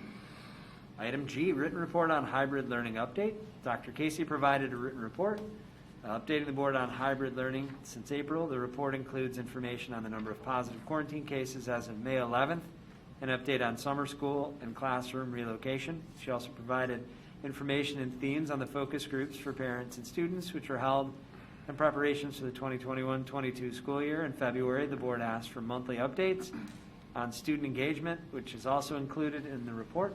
Is there anything you'd like to add? No, nothing I'd like to add. If there's any questions, a couple of things I'd like to highlight. First of all, as you obviously know, our case count is going down, so that's wonderful news. And it's still pretty current from the numbers that are in here from last week. Really great news about summer school. We have 478 students in our Wildcat Summer Adventure Camp, and we weren't sure if we'd be able to staff it, but we're able to staff it. So we're really excited about that. And Jordan Anderson and Dr. Maychek have come up with a great program for the summer that we hope are going to meet the needs of parents and students. So it's the first that we've ever done. So we're really excited about that. Same thing with our extended school year for our special education students. I think that's at the time of this writing, we're still looking for a couple of positions, but we have another 129 students that are eligible for that. So we're very excited about using some of our money to allow these families and these students the opportunity to do that. So just want to thank them for all the hard work they did to get this up and running. It's not an easy task because they still have their day jobs trying to do. So this was great. We ran some focus groups, and you read what was in the focus groups. And what happens is we did a thought exchange with our staff. We did a thought exchange with parents, which we're finalizing now. We did some parent focus groups, and we also did some student focus groups. So I ran the parent focus groups with Dr. Wells, ran one for special education. Elizabeth Sanchez-Pezzi ran one in Spanish. And then Dr. Maychek ran one with our students. So it's one of our largest student focus groups that we've ever done. Dr. Maychek had 158 students that he spoke to between being in person and remote. And some of the answers, he took the questions that we had for the parents and made them more appropriate for students. But it was great to hear what the students had to say and how they felt. So what happens is we take all of this information, and as we're trying to put our plans together for next year, we really try to incorporate all of it together and to see what correlates and what doesn't. So that was just really, it was great to read and great to hear about. Moving forward, again, we're working on, we're trying to find options for next year. Obviously, we're working on 5 days a week, everybody back. But one of the things that did come out in our focus groups and when we sent a non-binding survey to parents there are some parents that are very interested in remaining with a virtual option for one more year until their children can be vaccinated, whether it was for their children or for somebody in their home. So we've spent a lot of time, as all of my other superintendent friends have been spending a lot of time trying to determine how that will work, working with the Illinois State Board of Education, working with our attorneys to see what we can and can't do. So more to come on that, but that's something we've been working on constantly. We continue to meet to discuss all the logistical and systematic preparations for next year. It's not easy to bring back everybody and still under the guidance that we're under now. To keep children 6 feet away at lunch, it's not easy, so we're constantly trying to do what we can. The principals are amazingly creative, but we're trying to do whatever we can to remove barriers for them. and their staffs, but that's something we're continuing to work on. I said we just finished our thought exchange for parents, and we're finalizing that information. We'll be getting that to you maybe in weekly tomorrow, if not weekly next week. But you'll have that information first, and then we'll go back and share it with all the parents again, and our staff. Again, we're always watching the guidance regarding masks and social distancing. We're staying status quo until the end of the school year regarding masks and social distancing. But if any changes occur, I will certainly let you know. One thing that came out of some of our meetings are, not only are we concerned about our students, we're concerned about our staff. And we really felt that we needed to focus on the wellness of our staff for next year. So I asked some administrators if they'd be interested in facilitating a committee that would focus on activities to promote wellness and health for our staff. And I can't tell you how many of them stepped up to say they'd love to help with that. And they've already had their first meeting. So we knew it was a need, but it was great to see that our leadership was like, yeah, I want to help, I want to do that, because their plates are super full too. So that was awesome. And we'll have representatives from each school and each department on that committee too. We know that students that are 12 to 15 can be vaccinated now, so we're passing on information from the Lake County Health Department. We're working with Grays Lake High School, we're working with Warren about that. So our families are all aware of when those opportunities are. So there's one coming up May 23rd at the fairgrounds. That's the big one for the county. They're trying to make it a really fun day. And then we're also working with Warren and District 56 to do one for ours. So the next thing we're working on, which isn't on here because it literally just happened a few days ago, is we're looking at shield testing for next year. Everything that we're looking towards, some pilots we're looking at, and things that we're trying to do to keep students in school leans towards that we need to have some type of testing protocol in place. So we don't want to have that, we don't want to wait until the fall. So Dr. Maychek is working with some surrounding districts about seeing if we could begin some of that possibly for our summer school program. And because we're a Tier 2 district, there would be very little cost, if any at all. So that's something that we're hoping to do, sooner rather than later, but be ready to do that in the fall. So, and then Dr. Thomas gave you all the information that you had asked for regarding our student engagement update. So if there's any questions for Dr. Thomas, he's here to answer that. And I appreciate all the data, Steve, thank you. And to all the administrators that were helping gather all this data, and the teachers, really appreciate it. Is this now the time to ask a question about that? Sure. Okay, I have a comment and a question about the student engagement data. I was really surprised to see, or pleasantly surprised to see, the percentage of remote students that are engaged was pretty close to the percentage of students in class that were engaged, which was really, I thought was really great. But I wondered if in the percentage of students who are not engaged, do those numbers tell us anything about the work there will be to do next year and going forward? Are those the same percentage of students over time, or are they different students all the time? Yeah, so when I reported out last month, I can't tell you if it's the same exact students as what was reported out last month. That I can't really do. We can look a little bit more into depth into that. I mean, the process would be that each school team would be reviewing what specific students are not necessarily engaging and strategies to deal with that. These are more macro numbers, but I can certainly investigate that more.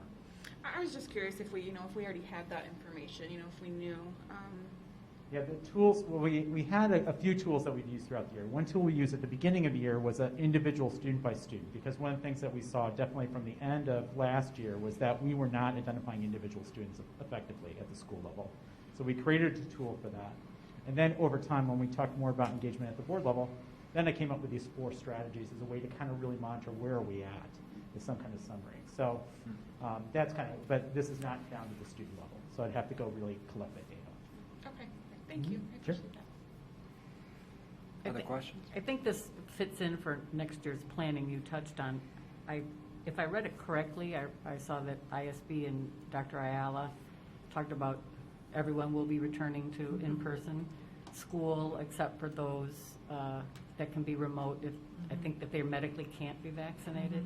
What does that do for a virtual school? Is that something totally separate? That's the $1 million question. So, several of us watched the ISBE board meeting yesterday, and specifically for this discussion.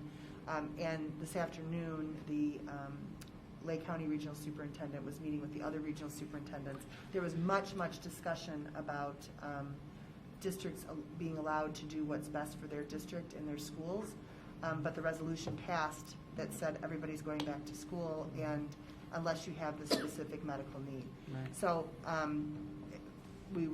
it was confusing, and many of us are waiting for specific guidance to say what we can do. But I've been working with our attorney, and we've been working with the other superintendents until we have that guidance. We needed to get rolling on this weeks ago, because everything's, we're planning schools out in a couple weeks. So we will be getting a survey out as soon as we're meeting again tomorrow morning with our team. As soon as we can get it out, we're going to get it out, but we needed that straight guidance because it was really unclear again yesterday. But if you read it, it says, everybody's coming back 5 days a week unless you have these exemptions. But right now, we don't know if our kindergarten through 5th grade students will be, or even some of our 6th grade will be vaccinated. So those are the parents that have said, I still am not confident. I want my child to go back. Can you offer something for one more year? I was looking at it, and our team was looking at it from, we're a public school, and it would be great to offer this as a choice. We're not saying you have to do it. What we don't want to do is we don't want to do hybrid. Right. We want to do remote or in person. That was clear on from every teacher, every parent, every child, don't do hybrid if you don't have to. So that's what we're really trying to do, is if we're for sure going to try and come back 5 days a week, everybody, but we'd like to perhaps offer this other program if we're legally able to do so. Thanks. Other questions? This is the last written report on hybrid learning of its kind, right? This is it. Right. This is it. So, Right. okay. Okay. So That's great. Yeah, I know. It's great, and I at the never same thought time, that. I don't want to Okay. miss this milestone, because what a year. That's great. Wow. Okay, so thank you. Thank you to you and your team, and for all of the different things that have become a part of your job description over the past year that you probably never imagined. Thanks to our teachers, and thanks to our families. This has been quite the odyssey that we've gone through together, and I just really appreciate that. So thank you. And some great things have come out of it, and that's what Yeah. we're trying to focus on as we move into next year. We've learned some great lessons, and there's some things we can now do better. Yeah. That we never would have done if it hadn't been for this. So we're really trying to focus on some of the innovation and some of the things that we're able to do now that we never would have tried if it hadn't been for that. So that's what we're trying to do moving forward. Yeah, that's great. That's perfect. Board operations and improvement. We'll discuss various ways to improve the efficiency of meetings and receipt of information via monthly packets. Item A is announcements and committee reports. Does anyone have any updates or committee announcements for the month of May? We can do finance? We met. Yep, we did. We met, we discussed budget a little bit, we discussed, I think more importantly, might be our next discussion that we have in June. We discussed a little bit of the roof. What else did we discuss, Joe? A lot of what you talked about. Yeah, that ESSER Was funding. the ESSER, that's and right, we did go over the ESSER. That You was the showed big us thing. the Sorry, I've done that 4 times now. topic. And some of the environmental impact stuff that we were talking about. But yeah, what about policy? Policy didn't meet this month. We didn't meet again. Dr. Little had some policies she wanted to bring back, so we hope to meet next month. Okay, great. Anything else? All right. Then B, board improvement status requests and future board items, a discussion of board member representation on committees. So at our May 4th meeting, we discussed an overview of the national, state, local, and district committees. 2 district committees were added to the list, the negotiations team and the superintendent evaluation committee. So we can discuss who will be representatives and alternates for each of the committees. The list of committees and current representatives was provided in your packet. Okay? Sure, so if we want to start with the first one and just go Yeah, down and sure, see. absolutely. What is there a limit to the number of people that can be on a committee before it becomes a meeting? Right, before it becomes a quorum, yes. Right, so it's- Yes, so you can't have more than 3. And we post, like our policy committee, do we post those? Yes. So we post when we've had, you know, Renee and you and I, and we've had more, not I, but Renee and you and somebody else was on that committee too, but we've posted those. So if there's more than 3, then we post it as a meeting. Well, I'll begin by saying that I'm on many, and I'm Yes. honored Yes, to you are. serve. I'm able to, but that does not mean I have to, you know, so please, anyone speak up who would like to, and I can take a back seat. I will not be offended. I don't want people to think that just because my name is there, it has to stay there, and they can't, you know. I like the policy committee, except that I usually can't get there Yeah. at 4:30. That's the problem for me. And the policy committee can be whatever time the board would like the policy committee to be. We've just adjusted it based on, you know, whoever board members were on the committee. So if anybody would like a different time, there's been years we've had it in the morning because people were able to come in the morning. There's been years we've had it after, you know, at 5 or 6 o'clock at night. So that's entirely up to the board. We'll be there. I think we kind of got what we were, kind of back when Terry was here, I think, Mhm. something, you know, and that's just what it's been. Right. Yeah, it's hard for me to get here before 5:15. So maybe not early. So should we let's just work Yeah. down the list. NSBA, so this is Carla, right, is our representative to the NSBA.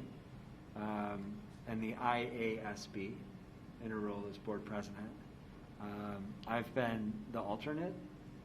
I'm happy to continue to do that. Okay, anyone? Okay, all right, so Ed Red. Any volunteers for Ed Red? Ed Red meetings are normally during the day on Fridays, so that was part of the reason that, and now they're all virtual, so, you know, we can watch them virtually, but they are during the day, usually like can't remember which Friday, but a Friday during the month. So they're right in the middle of Friday, so I can't do that because of work, but is anyone interested? It's the sort of the way that we advocate for the district politically. I would be interested in that. Okay. Great, thanks. And I have the flexibility to attend. Okay. Great. It's really interesting. It is I gotta very say, interesting. yeah. I've got a lot of good topics. And I attend a lot of them. All right, legislative planning and action. So this was the committee that we had talked about when we were with Chris. It was part of our strategic plan. We were talking about different areas of legislation, particularly state charter school funding. That was the purpose of that committee. Okay. I'll do that one. Okay. CEDAW, Special Ed District of Lake County. Me. Okay, I'm great. very interested in that. Kind of thought so. All right. All right, so our district committees, policy committee, once a month after school to discuss and revise policies in accordance with legal changes. Any volunteers for policy committee? What does it mean by after school? Like immediately after school? Sure. It can be whatever time the Okay. board would like it to be. Currently, we meet at 4:30. That's what time worked for Jen Hawk and Renee, people at the time, and Lizzie. But like I said, we could do it whatever time people would like to do it. We've been doing them, obviously, recently we've been doing them via Zoom. So it's worked out. People have been able to do it from their homes, so whatever the board would like. If we push it back a little bit, Sure. like 5:15, Sure, of course. then I'll do it.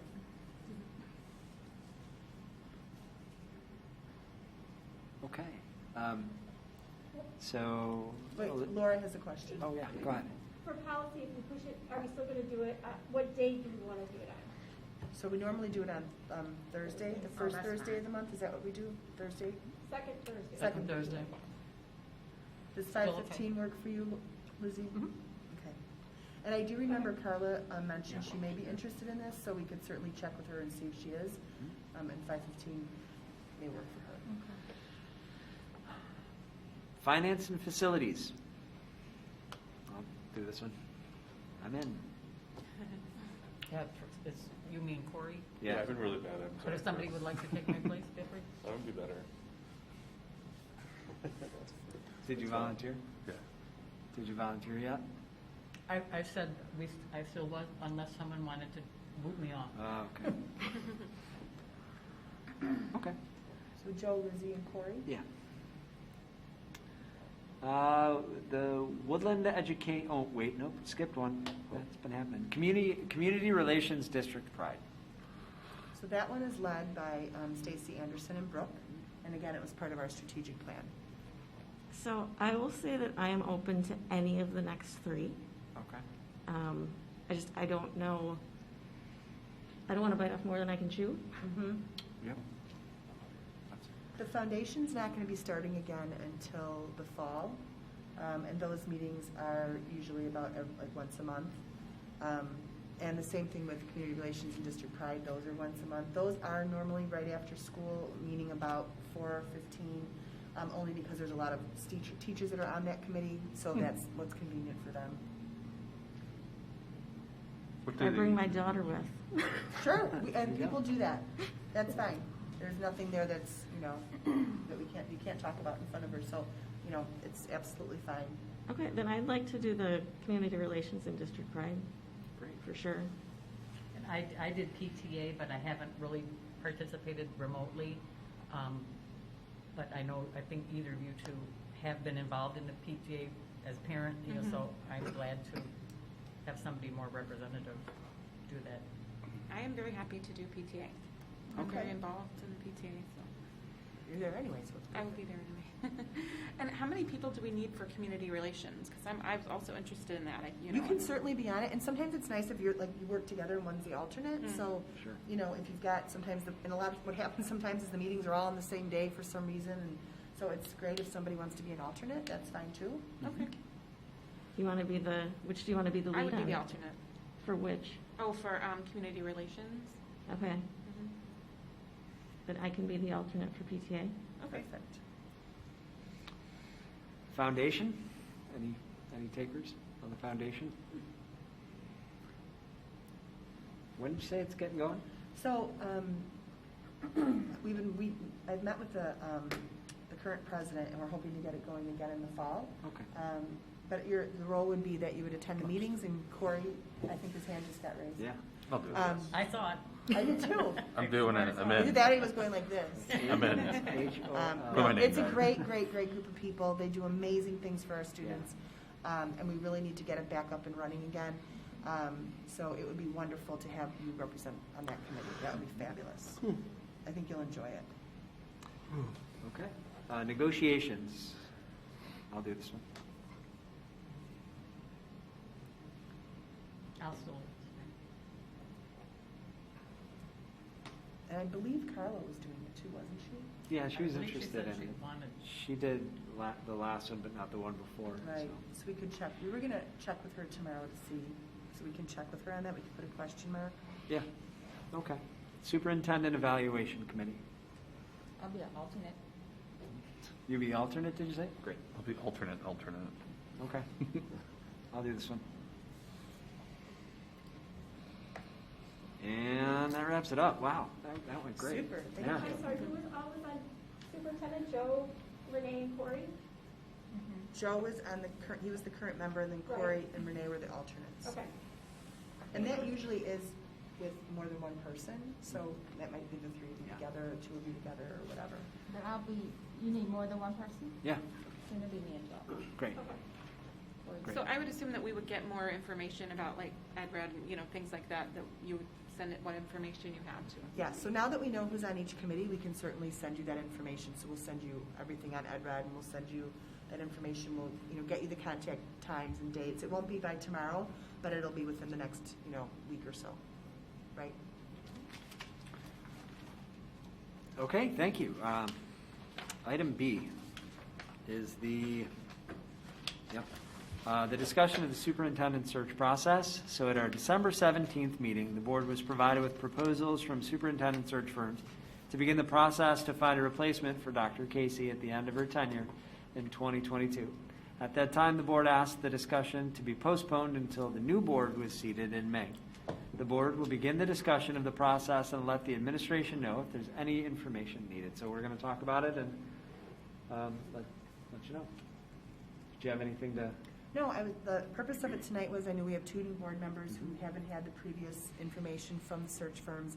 The previous board did have them come and speak and just share a little bit about what they do and how they do it.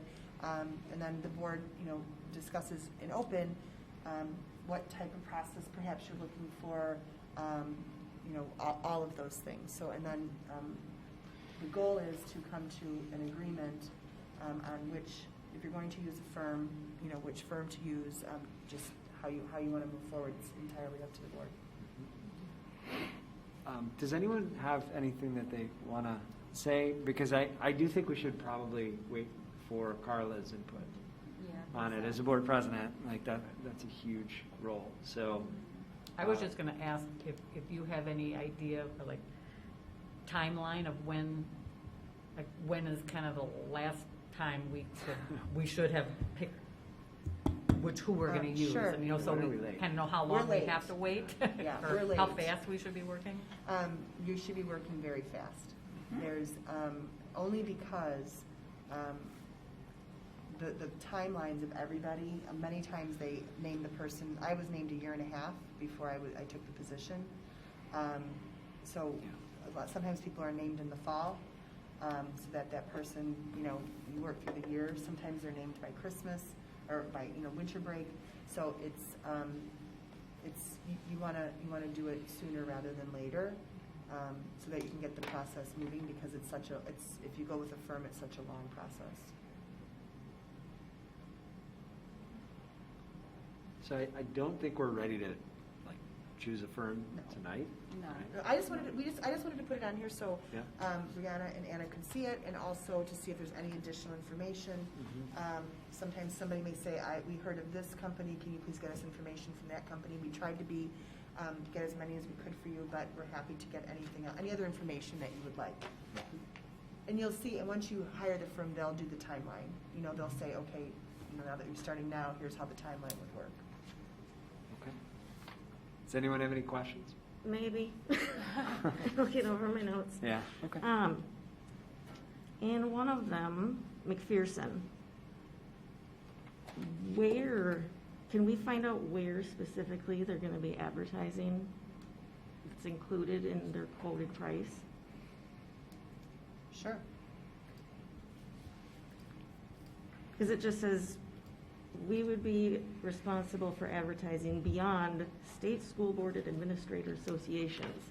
I don't know what those are, so I'm not able to compare them to some of the other places listed in some of the other quotes. The same for the School Exec Connect. What's included in advertising that we would not be spending more on?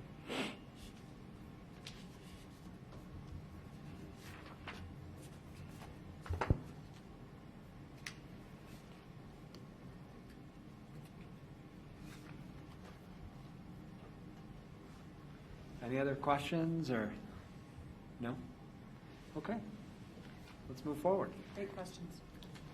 The discussion of school board governance recognition. So an email was received May 13th from IASB, making the district aware that the school board governance recognition application is due by August 1st. The board will discuss our desire to apply for the recognition.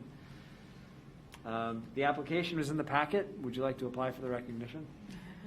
Did we not start this We last year and talked had about it? it last year, and they changed the requirements. So in the past, you had to have 2 trainings from ISBE, and we did one previously when I began. From everything we could read, they've taken the 2 training requirement away. But as we read through it, it's a board decision, but I would love for you to consider it.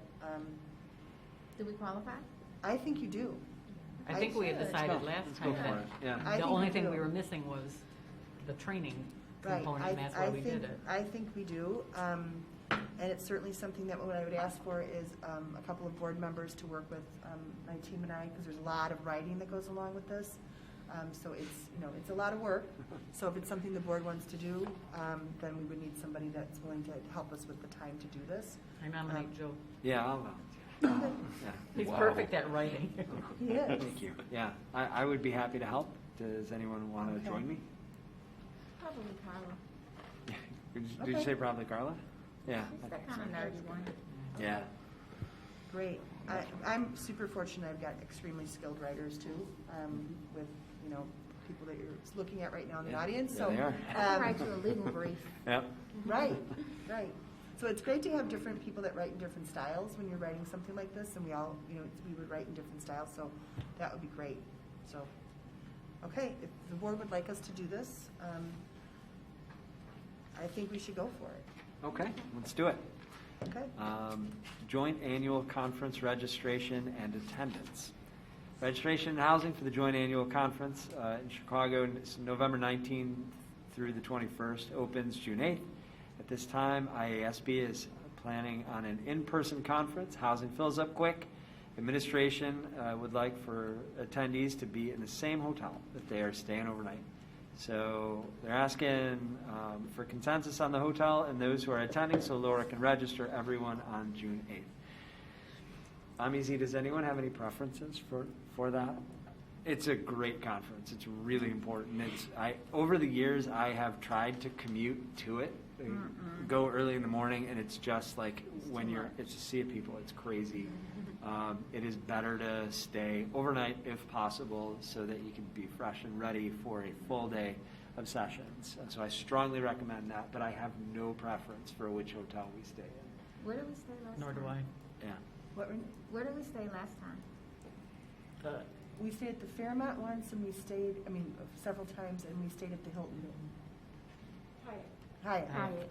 I like the Hyatt, but I don't care. I do know. Can I- Sure, of course. I do know that the Hyatt is where the Hyatt is where the conference is held, so that particular hotel is extremely busy.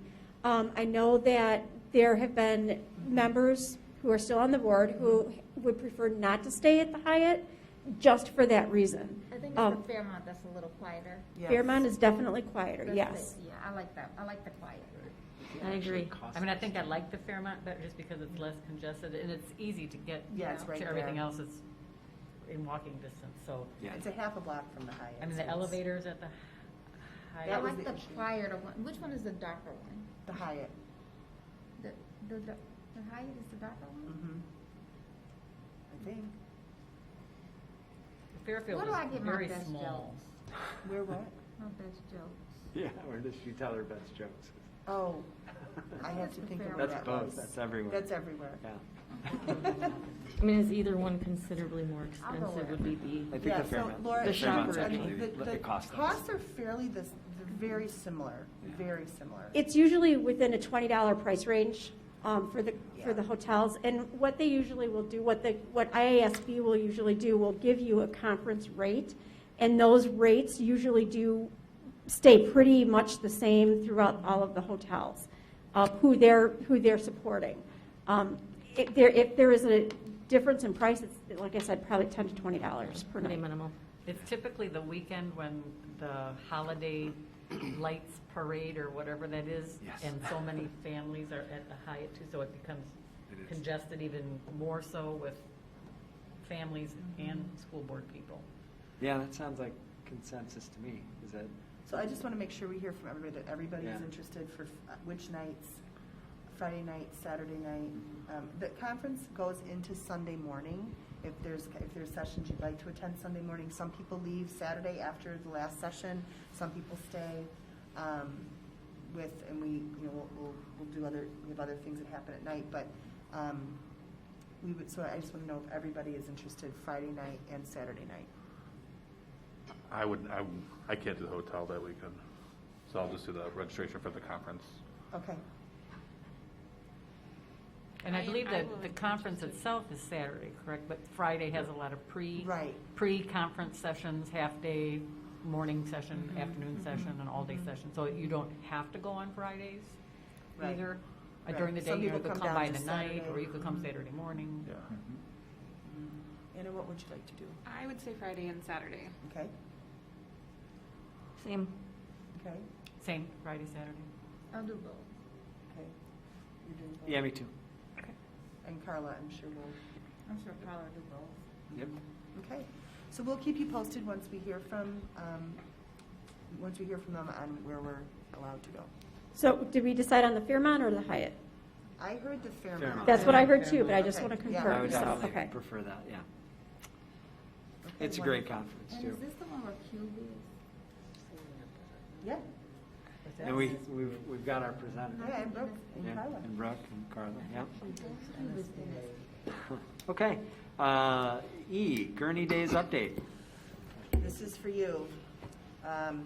So we will know as for sure June 1st, but it is looking really good that we're going to have Gurney Days again this year. So nothing is finalized, but we are hoping that that's going to happen. So I've contacted our middle school band, and they're super excited to get the band back together and be ready for Gurney Days. We're being cautious until June 1st to hear. It's going to be modified. What I'm hearing is it's going to be modified. It's not through the Gurney Days Corporation anymore. It's through the Park District. So they're not, for example, they're not going to have the carnival rides they've had in the past. They are going to have the parade. They are going. We're doing some things for Rib Fest, but so we'll get some people together to work on our float. I don't know what the theme is yet this year, but I'm super excited that it may be coming back. So again, nothing official, but I just wanted the board to know before it goes out. So we'll see. I'll let you know once I hear officially. Chris, I'll let you know about the float. The amazing float The amazing that's in the float. works. Okay, all right.